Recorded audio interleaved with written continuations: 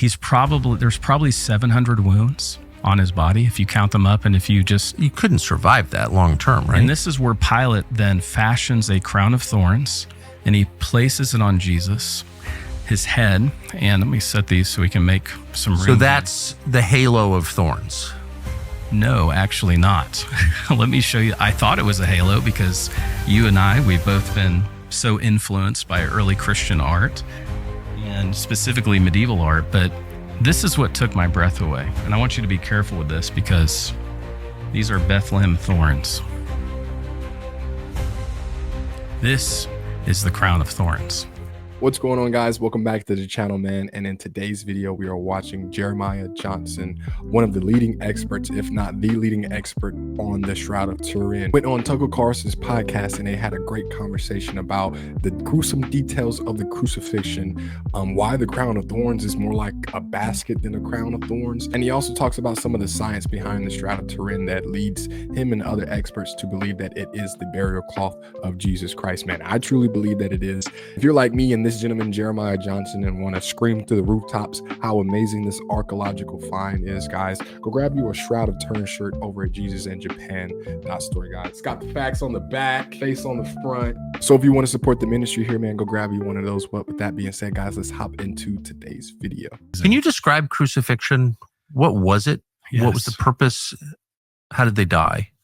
Crucifixion was the most heinous way to die. It turns out humans are really good at figuring out terrible, tragic ways how to destroy ourselves. And crucifixion brings that to a fever pitch.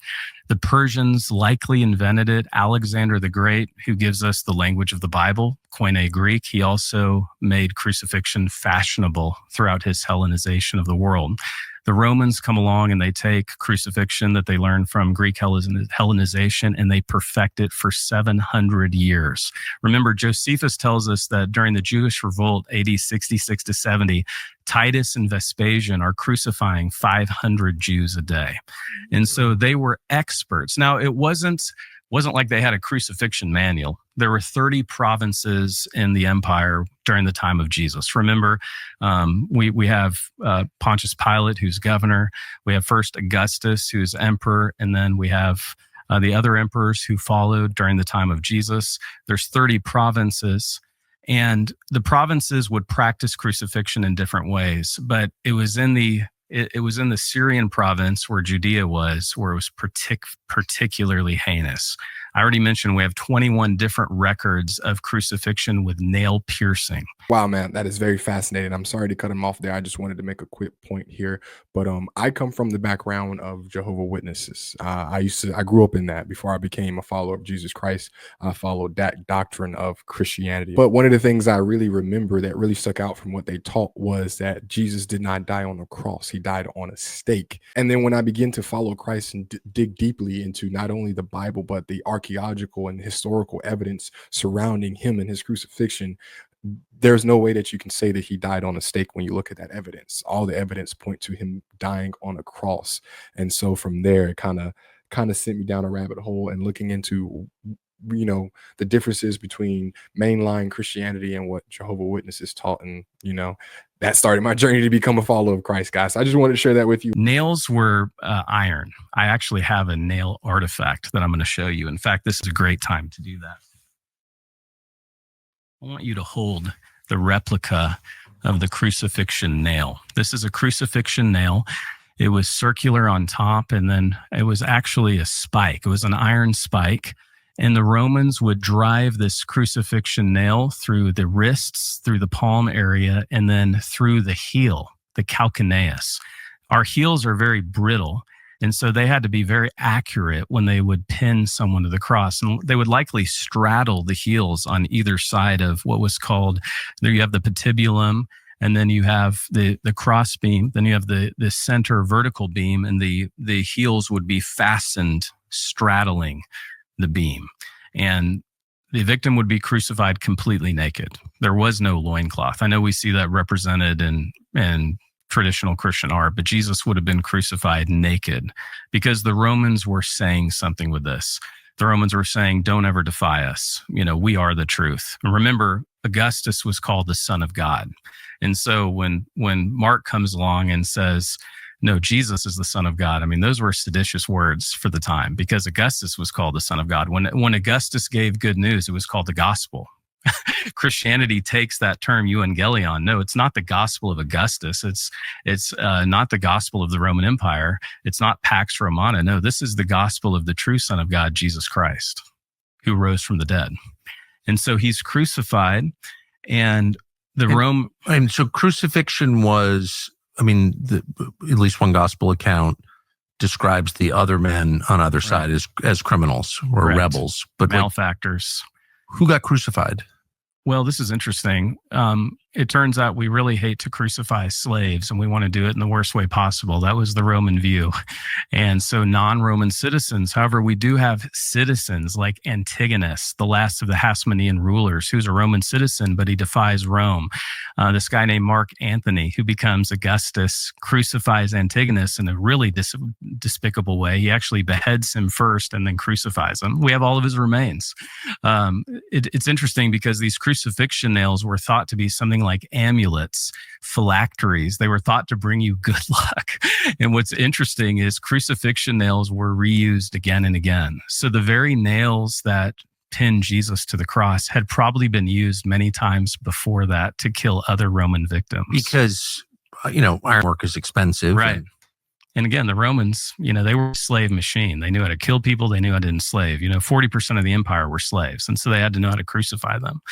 And so you have this slave crucifying machine that is the Roman Empire. And then if you were a citizen, but you defied the empire, you would be crucified too. How does crucifixion kill a man?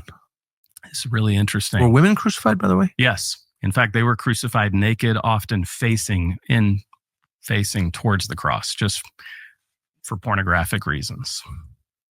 Ugh. How does it kill you?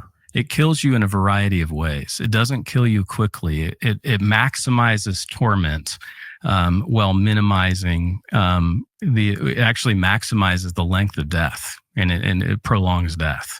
And so when we study the blood work, so there are some amazing hematological reports that I've enjoyed reading thoroughly. When we study the blood that's on the crucified man, it bears correspondence with that Jesus, there's high levels of creatinine, which means he was suffering from kidney failure, high levels of ferritin. His body had inflammation all over it. He was dehydrated. You read John's gospel. Remember in John's gospel, Jesus, one of the seven sayings, I thirst, he's dehydrated. We know that Jesus likely lost 1/3 of his blood volume during flagellation.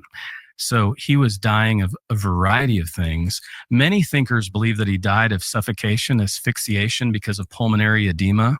And we see that pulmonary edema reflected both on the shroud cloth and on the sudarian of Oviedo, the face cloth. It's 6 parts pulmonary edema, 1 part blood. Again, a hoaxer is not going to make this stuff up. I mean, it becomes so crazy. Pulmonary edema, so your lungs fill with fluid. Fluid, blood, and a mixture. In fact, there is a translucent mixture of fluid around the side wound. We looked at the side wound there. Between rib 5 and 6, just above that triangle, which is really a patch from a burn hole.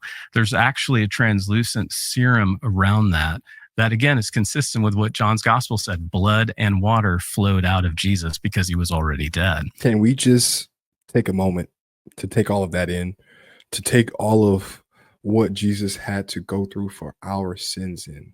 Like, that is brutal. Jesus went through one of the most gruesome, painful, long, embarrassing, out there forms of torture that anyone could have gone through, and he did it all as an innocent man. For me and you, by the way, for your dirt, for my dirt, for everybody's dirt. Beautiful. And it honestly saddens me because that's supposed to be me and you. We're supposed to be up there. We were supposed to be on that cross. That's why Jesus says, any man that wants to follow me must deny himself, pick up their cross, and follow me. Yeah, man, that's wow. And so the crucifixion would prolong that. High levels of ferritin, high levels of creatinine. Jesus is suffering liver failure, kidney failure. His body has inflammation all over it. I believe, though, that Jesus died of cardiac arrest, massive heart failure, congenital heart failure, because he has labored breathing. We know all of this from the blood samples. The New Testament, one account says that his tormentors wanted him off the cross by the Sabbath, by Passover. That's Deuteronomy 21, actually before nightfall. Before nightfall. Right. So they broke his legs, or they were planning on breaking his legs. They didn't, because he died. And that's consistent with messianic prophecy in David's Psalm 22. Yes. But why would breaking the legs of a crucified man hasten his death? A wonderful question. Thank you for asking it. So the one way you could prolong your life is you would kind of essentially try to stand up while you were being crucified, even though your feet were nailed straddling the cross. And you would just edge up ever so often while you're trying to breathe, and that would prolong your life. So if you broke your legs, obviously you can't stand up. So you can't. So the point is, when you're hanging by your wrists, you can't breathe. Exactly. And you suffocate. You die in your own blood, essentially. And so you can't do that. And so that's why, but they come to Jesus, even though they break the legs of the criminals on the right or left, indicating that Jesus suffered a different kind of torment than they suffered in his flagellation. We'll get to that here in a moment. But they didn't need to break his legs because he was already dead. In fact, they're surprised. Remember, Pilate is shocked that he was so soon dead. Jesus begins the crucifixion around noon. He's dead by 3 p.m. The Jewish day would begin at 6 p.m. And so they only have about 3 hours to get Jesus off the cross, ask for the body of Jesus from Pontius Pilate, and then lay him in a tomb that was not far, probably 150 feet away from where Jesus was crucified. Wow. So like he said, I believe it was routine of them to break the legs of criminals and people that were being crucified if they wanted them to go ahead and die fast, I'm assuming. And Jesus, he died so fast he didn't have to go through that. And I believe it's actually a prophecy in the Old Testament that says that he will suffer no broken bones. And that's proof that that he was the foretold Messiah to come. What does it mean that they carried the crossbar? Yeah. What's the crossbar? That is such a great question. So, and this is what's so amazing. When again, I don't privilege this. I just look at this through historical eyes. When you look at the back, the dorsal image on the shroud, you can see that there are scourge marks all over it. But in the right shoulder, coming down at a diagonal, there are abrasions all over the back. We mentioned that Jesus, the man of the crucified man of the shroud, weighed around 175 to 180 pounds. The patibulum, which is just the crossbeam. So they didn't carry the whole cross. They would only carry the crossbeam. And again, that wood was scarce as well, by the way, in the Roman Empire. So that crossbeam would have been used again and again for other crucifixion victims. And so Jesus experiences the scourging, and then he's asked to carry the cross. And that the crossbeam, the patibulum, weighs around 125 pounds, and he can't carry it. He falls. And this is one of the most moving experiences for me when I was studying the signatures of the pollen. We actually have not just pollen, but we have limestone and clay soil that is native only to Jerusalem. And it's on 3 parts of the crucified man in the shroud. Are you ready for this? It's on the feet, obviously, because he walked barefoot. It's on the knees and then the tip of the nose. So when Jesus is carrying the patibulum, he falls. And he not only falls, he falls hard. He collapses and his face gashes the ground because we have in the tip of his nose actual soil from the land of Israel, from Jerusalem. So the crossbeam is the piece of wood to which his fastened. His wrists are nailed. And that's tied to the vertical post? Yeah, to match the Greek letter tau. So it would look like a capital T. We see that. And he's tied to that post, but he's nailed to it. Make no mistake, he was nailed to it. Right. But the cross is tied. Exactly. Why the letter tau? Was there a significance? There wasn't. The Christian movement makes it significant. Yeah. We call this staurogram, where you write the letter tau and then the letter rho, so the 2 letters, and we actually see that used in early Christian scriptures. It's like it's essentially just a quick way of saying Jesus was crucified. It becomes an early Christian icon. I just wanted to say really fast, man. Just think about that. Think about the suffering Jesus went through for you and I. Even before, in my mind, I used to always picture it as him being, nailed to the cross, as he's being placed up there. But this man not only carried his cross, the crossbeam, but was nailed to it, fell on his face, hitting his nose so bad that there's still traces of that on the cloth. That is amazing. And it just emphasizes the glory and mercy that Jesus laid out for us on the cross, man. It's beautiful. So this is not really an execution method per se, as much as it's like a way of torturing someone to death. It's like, absolutely. It's like the rack or the spiked coffin or. But even worse, because it prolonged the agony as long as some would be crucified outside of Jerusalem. They'd be on the cross 3, 4, 5 days. So this was for the most reviled enemies of the state. Like there's no respect at all. This is not like executing a man by beheading or firing squad in later periods. This is like this is for slaves, insurrectionists, like the worst of the worst. And thinking about the heel, you think about the first gospel message. It's actually called the Proto-Evangelium in Genesis 3:15. Remember that first prophecy that his heel, he would crush his head, but the enemy would strike his heel. And we know that the enemy did his best to crucify Jesus and did strike his heel. And then you look at that blood that was prophesied even as far back as Genesis 3:15, that Jesus would smash the enemy's head with his feet, even though his foot was crucified and pierced.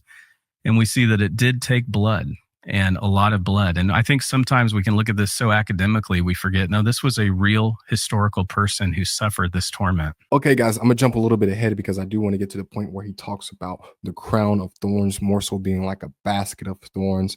I highly recommend you guys go check out the video in its entirety. Link for it will be in the description, but I do want to check this out with you because I thought it was very fascinating. And I always, pictured it to be a halo of thorns, but based off of the crucified man on the shroud, if he is to be Jesus Christ, this is what Jeremiah Johnson and his team, believe that the crown of thorns looked like. It looked more like a basket. Them up, and if you couldn't survive that long term, right? And this is where Pilate then fashions a crown of thorns, and he places it on Jesus, his head. And let me set these so we can make some room. So that's the halo of thorns. No, actually not. Let me show you. I thought it was a halo because you and I, we've both been so influenced by early Christian art and specifically medieval art. But this is what took my breath away. And I want you to be careful with this because these are Bethlehem thorns. This is the crown of thorns. This is the helmet of thorns. This was not a wreath, Tucker. This was not like a sweatband you wore around your forehead. They fashioned this diabolical crown of thorns, these Bethlehem thorns, that when they dry, they're as sharp as nails. You can feel that. I mean, it pricks your finger right to the touch. And they ram this on Jesus's head. And I want you to let this set in because there's 50 puncture wounds on the head, both the forehead, the top, and the back of the head of the crucified man of the shroud. 50 puncture marks. And so you can imagine. And that's all detectable on the shroud? Right on the shroud. You can see the back of the head, all of the blood pooling in the back of the head from this crown of thorns being rammed on his head. So Jesus has 700 scourge marks, and then they slam this on his head. And this is where Pilate brings Jesus before the Jewish mob. And this is where we hear in the Latin, ecce homo, behold the man, Pilate says. And he's bloodied. How does he even stand? We don't know. His love compelled him to stay standing on our behalf. And this is the point. You imagine seeing a man in this state. He will very quickly be dead. And it's not enough for the crowd. They begin to yell, crucify him, crucify him. Crucify him. Demons. Wow. Like Tucker said just then, I'm sorry to cut him off as he said it, but demons. That was some demons, man. I would argue that basket of thorns was probably 100 times worse than that crown or halo of thorns that, we all get the imagery of in our minds, man, when we think about the crown of thorns that was placed upon Jesus. And to think he was whipped and beaten all before that being placed on his head. And then on top of that, that was all before he was crucified. So that all happened before this man was nailed to the beam and had to carry it to the cross for us. Like, that is just, man, Jesus, thank you for dying for my sins, Father. Thank you. Because somebody asked me to die for you or to die for myself like that, I don't even know if I would do it, to be real with you. That is scary. That is a horrible, horrible way to go. And this is where Pilate says, I should also note, as a historical fact, he never did anything wrong.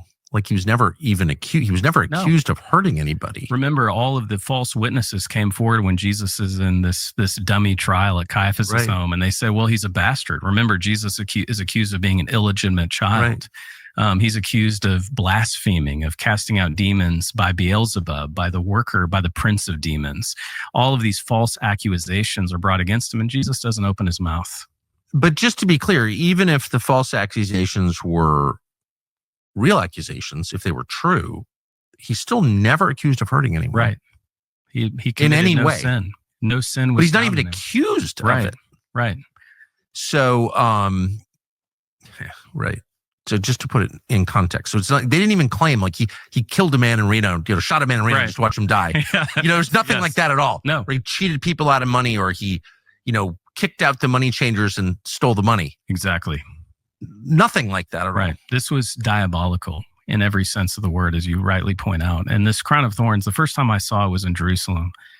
And Tucker, it took my breath away. It still takes my breath away. So the reason that you've revised, or you're going with the modern revision to the common halo of thorns, is based on the shroud, the blood record right there. Absolutely. The punctures, the wounds, basically the pathology of his head and his face and the back of his head.